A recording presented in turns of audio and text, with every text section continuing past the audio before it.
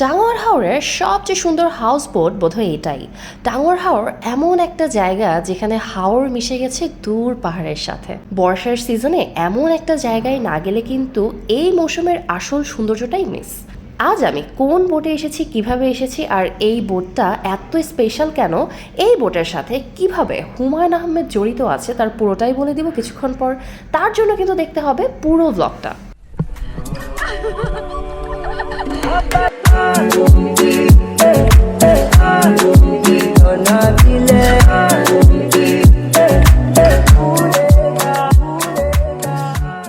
জার্নিটা শুরু করেছিলাম সায়দাবাদ বাস কাউন্টার থেকে। 11:15টার বাস জ্যামের কারণে আসছে 2টার সময়।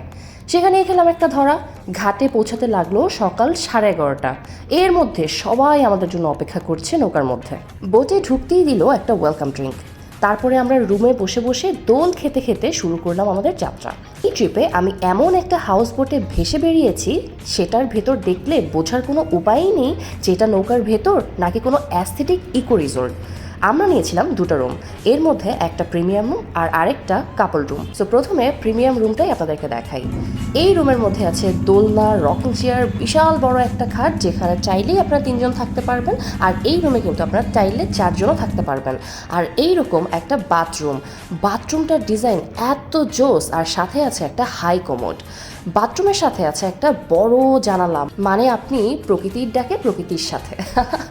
আর একটা বুকশেলফের কর্নার আছে যেখানে হুমায়ুন আহমেদ থেকে শুরু করে আছে দেশের বড় বড় সব লেখকদের বই।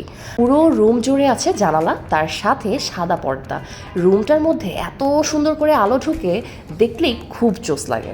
আর রুম থেকে বের হওয়ার পরেই আছে একটা করিডোর, যেখানে চাইলে রুম থেকে বের হয়ে যে কেউ এখানে বসে বসে প্রকৃতি দেখতে পারে। আর সাথে সুন্দর করে ঝুলানো আছে কিছু অর্কিড গাছ, দেখতে কিন্তু অসম্ভব সুন্দর লাগে। এই গলি দিয়ে সামনে গেলেই কিন্তু খাবারের ডাইনিং, আর সাথে আছে কিচেন। আপনি লাইভ রান্না কিন্তু দেখতে পারেন। আর সামনেই সিঁড়ি বেয়ে ছাদে আবার চেয়ার টেবিল আছে, চাইলেই বসে কিন্তু আপনি আড্ডা দিতে পারেন। আর এটা হলো আকরাম ভাই, বোটের ওয়ান অফ দ্য ওনার্স। এই হচ্ছে আজকের শেফ অফ দ্য ডে। এটা কে দেখেন তো। আর এর রান্না খেয়ে ফিদা হয়ে কিন্তু অজ্ঞান হয়েছিল আধাবেলা মানুষজন। যাই হোক, এই বোটের কুক কিন্তু বেস্ট কুক, মানে আমার দেখা মতো একদম বেস্ট কুক। আমি তো জীবনে অনেক জায়গাতেই খাওয়া দাওয়ার একটা এক্সপিরিয়েন্স আছে, সো মনের মাধুরী মিশিয়ে এই কুক মামা কিন্তু তার হাতের জাদু দিয়ে রান্না করে, যা খাওয়ার পরে মনে হয় এইরকম স্বাদ কোনো 5 স্টার হোটেলের শেফের হাতেও নেই। অসাধারণ খাবার, জাস্ট ট্রাস্ট মি, অসাধারণ খাবার। মানে এখনও মনে হয় কি খাবারের স্বাদ আমার মুখের মধ্যে লেগে আছে। তারপরে আমরা চলে গেলাম সকালের খাবার দুপুর 12:30টার সময় খেতে। ব্রেকফাস্ট দিল খিচুড়ি, ডিম, আচার আর বেগুন ভাজি। খাবারটা ছিল অসম্ভব মজা। তারপর পালাক্রমে ছিল চা, তারপরেই দিল কেক। মনে হয় কারো বার্থডে বা অ্যানিভার্সারি ছিল। যাই হোক, তার 5 মিনিট পরে দিল আম স্লাইস। এই বোটে আর 2 দিন থাকলে মনে হয় আমি ফেটে ব্লাস্ট হয়ে যেতাম ভাই। 1 ঘন্টা পর আমাদের বললো এক জায়গায় নোট করবে, তো আমরা সবাই পানিতে নামবো। সেই সাথে দিল আমাদেরকে একটা সেফটি জ্যাকেট। পানিতে বন্ধুদের সাথে নেমে 1 ঘন্টার মতো ছিলাম। আর এই 1টা ঘন্টা ছিল আমাদের জন্য বেস্ট সময়। দূরের পাহাড় দেখা যাচ্ছিল, আর পাহাড় এসে একদম হাওরের সাথে মিলিত হচ্ছিল। আহা, কি সুন্দর দৃশ্য। তারপরে বোটে উঠে দেখলাম আমাদের হাতে একদমই সময় নেই, আমাদের আরও কিছু স্পট ঘোরার বাকি আছে। তাই তাড়াতাড়ি লাঞ্চটা সেরে নিলাম। লাঞ্চে ছিল মাছ ভাজি, বাঁধাকপি ভাজি, যেটা হচ্ছে আমার মোস্ট ফেভারিট, আর সাথে ছিল মাছের তরকারি আর ডাল। জাবিন অনেক বেশি স্লো, তাই তাড়াতাড়ি করার জন্য আমি ওকে খাওয়াই দিতে হচ্ছিল। কারণ আমি যদি খাওয়াই না দিতাম আমাদের বাকি যে স্পটগুলো ছিল সবগুলো মিস হইতো। তাই ঘপ করে আমিও খাচ্ছিলাম, ওকেও খাওয়াই দিচ্ছিলাম। বিকেল থাকতে থাকতে একটা লং ট্রেল গাউন পরে নিলাম, যেন ওখানে গিয়ে সুন্দর ফটো সেশন করতে পারি। আর যখন স্টার্ট করলাম তখন তো লং ট্রেল গাউনটা এত বড়টা পরে হাঁটা যাবে না, তো এভাবে করে গিট্টু মেরে নিলাম। এবার গিট্টু মেরে স্টার্ট করলাম আমরা বারিককাটিলা যাওয়ার জন্য। প্রায় 15 মিনিট হাঁটার পরে চলে আসলো বারিককাটিলা, মানে যেটা হচ্ছে ইন্ডিয়ান বর্ডারের একদম কাছাকাছি। ট্রাস্ট মি, এর আগে আমি যখন টাঙ্গুয়ার হাওর আসছিলাম এই জায়গাটাতে আমি এর আগে আসি নাই। সো যদি জানতাম এই জায়গাটা এরকম বস্তির মতো, তাহলে না আমি কখনোই আসতাম না। কারণ এই জায়গাটা দেখে মানে সব জায়গায় নোংরা, ময়লা, দোকানপাট, হাউকাউ, মানে বাইকস, মানে কোনো ধরনের কোনো ন্যাচারাল কোনো কিছুই পাচ্ছিলাম না। যাওয়ার পরে মনে হলো যে আচ্ছা ঠিক আছে, জায়গাটাকে তো একটু অর্থিত করতে হবে, এত কষ্টে হেঁটে আসছে, 15 মিনিট ধরে হেঁটে আসছে, 15 মিনিট ধরে ধরে হেঁটে যাব। সো যেটা করলাম, একদম একটু দূরে সাইডে গিয়ে একটা ঘোড়া পেলাম, ওটার উপরে উঠে কিছু ফটো সেশন করলাম। আর ওই সময়টা একদম সানসেটের টাইম ছিল, ওই সানসেটের টাইমে কিছু সুন্দর ফটো সেশন করলাম, বিকজ ওখানে বসে আসলে ফ্রেন্ডসদের সাথে গল্প করার মতো কোনো এনভায়রনমেন্ট ছিল না, খুবই বাজে ছিল। সো জায়গাটাকে একটু ইউটিলাইজ করলাম। পরে এন্ড অফ দ্য ডেতে আসলে তেমন একটা খারাপ লাগে নাই, বিকজ আমি কিছু সুন্দর ফটো সেশনস পাইছি।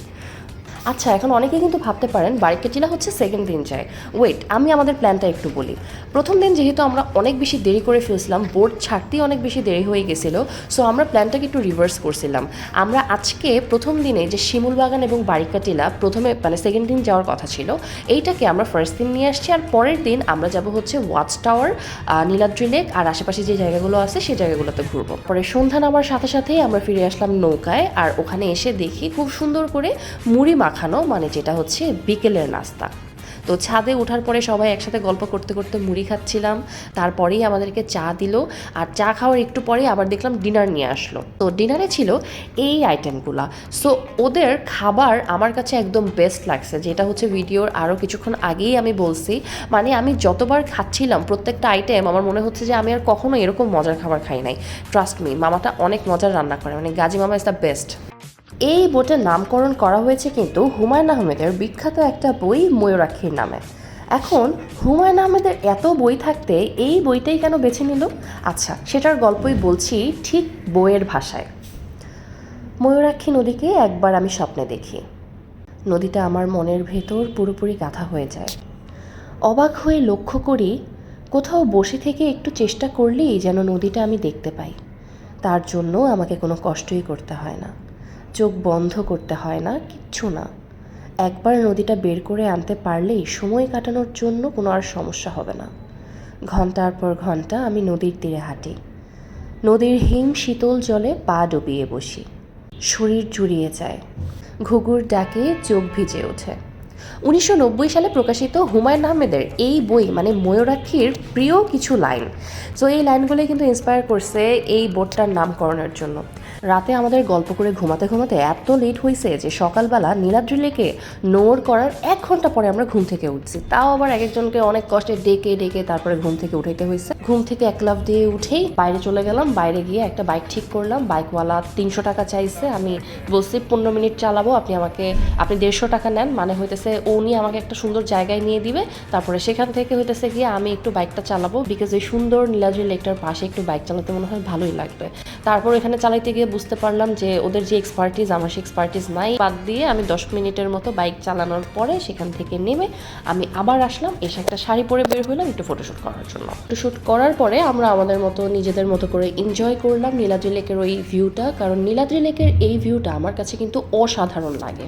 আমি প্রথমবার যখন নীলাদ্রি লেকের এই সাইডটাতে আসছিলাম, পুরোটা রাস্তা আমি যখন নীলাদ্রি লেক হয়ে শিমুল বাগান যাচ্ছিলাম, আমার কাছে একটা হেভেনলি ফিল হচ্ছিল। ট্রাস্ট মি, এই জায়গাটা অসম্ভব সুন্দর, অসম্ভব সুন্দর। কিছুদিন আগে কিন্তু সুরঙ্গ মুভির শুটিংও এই নীলাদ্রি লেকের পাশেই হয়েছিল। সো জায়গাটা কিন্তু অসাধারণ। তারপরে বোট ছাড়ার আগে আমরা দৌড় দিলাম বোটের দিকে। যাওয়ার সাথে সাথে আমাদেরকে ব্রেকফাস্ট দিল। আর এইরকম ব্রেকফাস্ট খাওয়ার কিন্তু আমার একদমই অভ্যাস নাই, বিকজ আমি ব্রেকফাস্টে হচ্ছে খুবই লাইট খাবার খাই। কিন্তু এখানে আসার পরে এই খাবারটা খাওয়ার পরে আমার মনে হচ্ছিল যে আমার মনে হয় গ্যাস হবে and something like this, but না, কিচ্ছু হয় নাই। ওরা তেল না এত কম দেয়, মানে মনে হয় ঘি দিছে। হ্যাঁ, খুব সুন্দর একটা স্মেল আসতেছিল। আর এটা খাওয়ার পরে আমার কাছে খুব লাইট ফিল হচ্ছিল। আর এমন একটা অ্যামাউন্ট দিছে, এটা খাওয়ার পরে মনে হবে না মানে একদম ওভারডু হয়ে গেছে। কিছুক্ষণ রেস্ট নিলাম, আমরা প্রকৃতি এনজয় করলাম।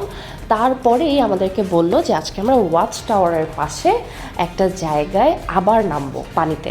সো নামার পরে বুঝলাম এখানে কিন্তু বেশ ভালোই ডিপ আছে, মানে এখানে বেশি তিরিং বিরিং করা যাবে না। বেশি তিরিং বিরিং করলে এই ডিপের সাথে আমি কোনোভাবেই পারবো না। তারপর পানি থেকে ওঠার পরে বিকেল হলো, বিকেলের নাস্তা খেলাম। বিকেলের নাস্তা দিল আমাদেরকে নুডলস। আর এটাই ছিল আমাদের বোটে 6 বেলার মতো শেষ খাওয়া।